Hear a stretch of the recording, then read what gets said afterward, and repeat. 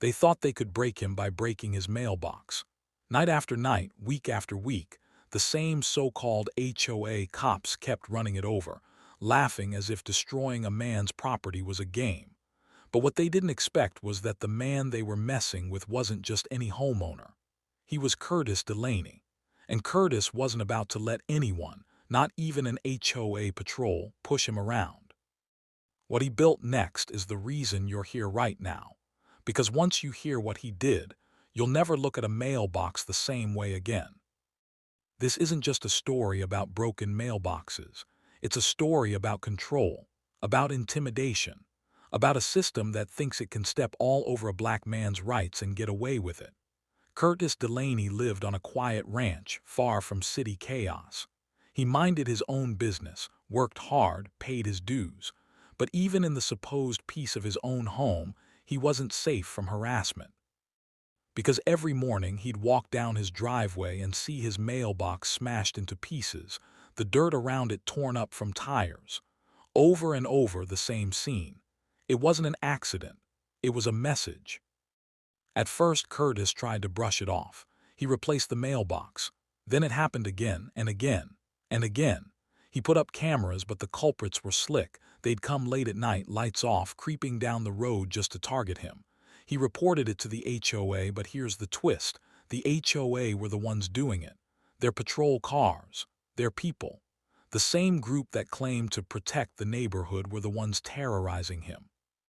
That's when Curtis realized he wasn't just fighting vandals. He was fighting a system that saw him as less than, a system that thought intimidation would make him move or at least keep his head down. But Curtis wasn't built like that. Every broken mailbox was fuel on a fire that was already burning inside him. Think about it. For most people, a mailbox is just a mailbox. But in the US, your mailbox is protected by federal law. Destroying one isn't just childish, it's a crime. But who do you call when the criminals are the very ones who are supposed to be enforcing order? That was Curtis's reality. He couldn't trust the HOA because they were the enemy. He couldn't rely on the police either because the HOA had connections. And he knew how these stories play out when a black man points the finger at authority. 9 times out of 10, they don't believe him. Or worse, they turn it around on him. Curtis had to think smart. He needed a solution that wasn't just about replacing wood and nails. He needed something that would send a message back. Something that said, "You can't break me." And that's when the idea hit him. If they wanted to play games with his mailbox, then he'd give them a mailbox they'd never forget. Curtis started researching, not just quick fixes but real lasting ones. He read about reinforced mailboxes, steel posts sunk in concrete, heavy frames that could withstand the weight of a car. He found forums where people shared stories about building mailboxes so tough that trucks bounced off them. Some called it a fortress mailbox. Others called it a tank. Curtis thought, why not me? Why shouldn't he build something they couldn't destroy? If they wanted to test his patience, then he'd test their bumpers. But here's the thing. Curtis wasn't just thinking about steel and concrete. He was thinking about dignity. He was tired of being laughed at, tired of being targeted, tired of waking up every day to a pile of splintered wood at the end of his driveway. Every hammer swing, every bag of concrete he mixed wasn't just construction, it was resistance. He started with the post, not wood, not aluminum, but a solid steel beam sunk deep into the ground with nearly 200 pounds of concrete. Then he built a custom mailbox frame around it, reinforced with heavy steel plates, welded tight so it wouldn't budge. From the outside, it looked like a regular mailbox. Curtis made sure of that, painted it the same neutral color, kept it simple, because he wanted it to blend in, to look ordinary. But underneath, it was a beast. And here's the part that made Curtis smile. He angled the steel in a way that if a car hit it, the impact would go straight back into the vehicle, meaning anyone who tried to smash it would pay the price, not him. Day after day, he worked on it, sometimes late into the night, sparks flying from the welder, sweat dripping down his face. Neighbors passed by, curious, but Curtis didn't say much. He kept it quiet. because the last thing he wanted was for word to spread. The element of surprise was everything. And when it was done, he stood back and looked at it with pride. To anyone else, it was just a mailbox. To Curtis, it was justice waiting to happen. The first few nights, Curtis couldn't sleep.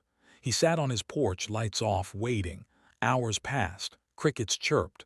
Coyotes howled in the distance. Nothing. Maybe they'd gotten bored, he thought. Maybe the game was over, but Curtis knew better. Bullies don't stop until you make them stop. And sure enough, one night just past midnight, he heard it, the low rumble of an engine creeping down the road. Headlights off. Tires crunching slow over gravel. His heart raced, but he stayed still, watching. The car stopped at the edge of his driveway. Then, like clockwork, it accelerated, aiming straight for the mailbox. The impact was instant. A loud, crushing boom echoed through the night, metal on metal. Curtis's mailbox didn't budge an inch. But the patrol's car, the front end crumpled like paper. Sparks flew as the bumper dragged against the gravel. The sound of a radiator hissing filled the air. Curtis sat on the porch, hidden in the shadows, his eyes locked on the chaos at the end of his driveway. He couldn't help but feel a rush of satisfaction. For weeks, they had laughed at his pain. Tonight, he was the one laughing on the inside. The driver stumbled out, cursing under his breath, kicking the dirt, staring at the indestructible mailbox like it was some kind of monster. The car was wrecked. Their game was over, but the story was. Because when the sun came up the next morning, word spread fast. The patrol didn't just lose a car, they lost their power. Curtis's reinforced mailbox had flipped the script. Neighbors whispered, some laughed, some cheered. And others, especially those tied to the HOA, were furious. The HOA called an emergency meeting. They claimed Curtis's mailbox was dangerous and against community guidelines. Imagine that. The very people who had been destroying his property now pointing the finger at him, saying he was the problem. But Curtis knew the truth, and so did everyone who had seen the wrecked patrol car. The HOA's mask had slipped, and people weren't so quick to take their side anymore. Curtis stood his ground. He said, "This mailbox isn't dangerous. What's dangerous is people using their authority to harass someone in their own home. What's dangerous is thinking you can push me off my land because you don't like who I am." Neighbors clapped. Some nodded silently, too scared to make noise, but the support was there. The HOA might have had money and lawyers, but Curtis had something stronger. He had the truth, and now he had proof that he wasn't crazy. But the story didn't end at that meeting, because retaliation always comes. And when people in power get embarrassed, they don't just walk away. They find new ways to fight back. A week later, Curtis noticed strange cars slowing down by his driveway. People he didn't recognize.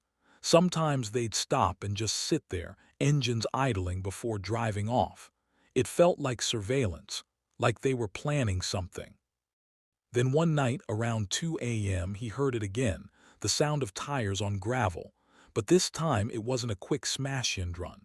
This time the car stopped. Headlights turned on, beaming straight up his driveway. Curtis stayed on his porch, shotgun resting on his lap, heart pounding. The door opened and a figure stepped out. Not a patrol guard, not a stranger. It was one of the HOA board members. He yelled out, "You think you're smart, Delaney.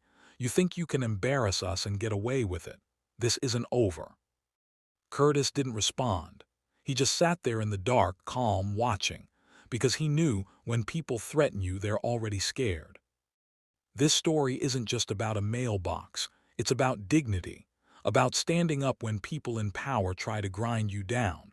Curtis Delaney didn't just build a mailbox, he built a symbol that said, "I will not be broken." And that's what makes this story powerful. Because how many times have we seen it? Systems that are supposed to protect us instead turn against us. People who wear authority like armor using it as a weapon. And how many times have we watched black men and women forced to prove, again and again, that they deserve the same respect as anyone else?